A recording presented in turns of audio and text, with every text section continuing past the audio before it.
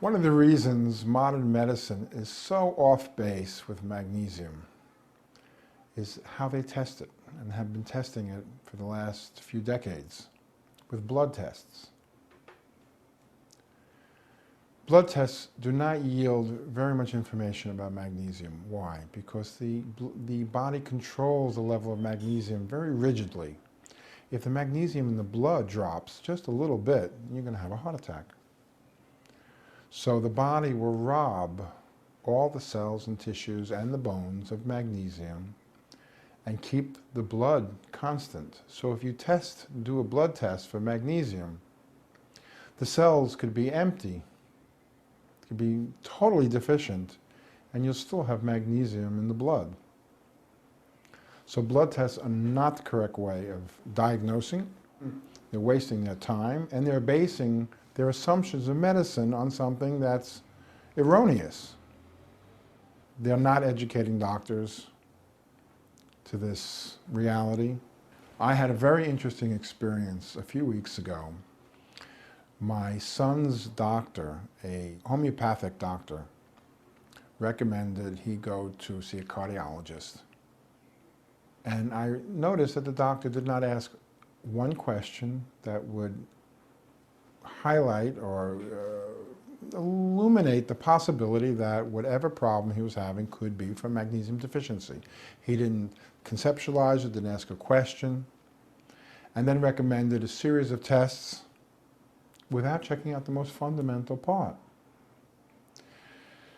What I say to people is, if you're eating white rice, white bread, or white sugar in any kind of quantity, you don't need a test. You're guaranteed, at a higher state of probability than any test will yield, that you're magnesium deficient. And you need to supplement with magnesium.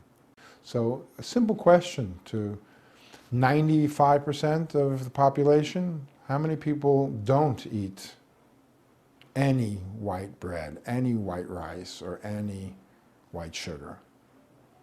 These are the bulk foods today in the modern world.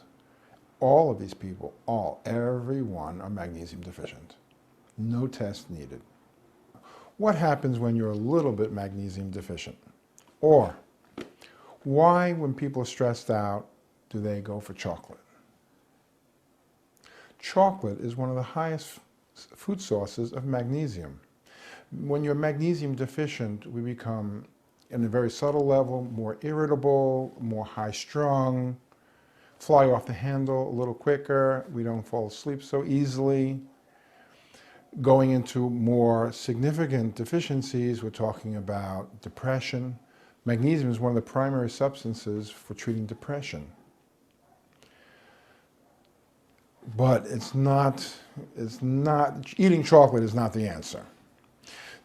Supplementing with magnesium oil, putting it on your skin, drinking it, injecting it, whatever you do, but it's very important, because not only are we being, are most people are starving actually from eating because of nutritional deficiencies in the food, but we're being poisoned because of all the toxicity. On top of all of that, we have incredible and escalating stress in the world. People in the modern world are stressed out, they're running, and they're running their engines of life at high speed to try to keep up with everything, and their children, you name it, and they're deficient in magnesium. And this is a recipe for disaster.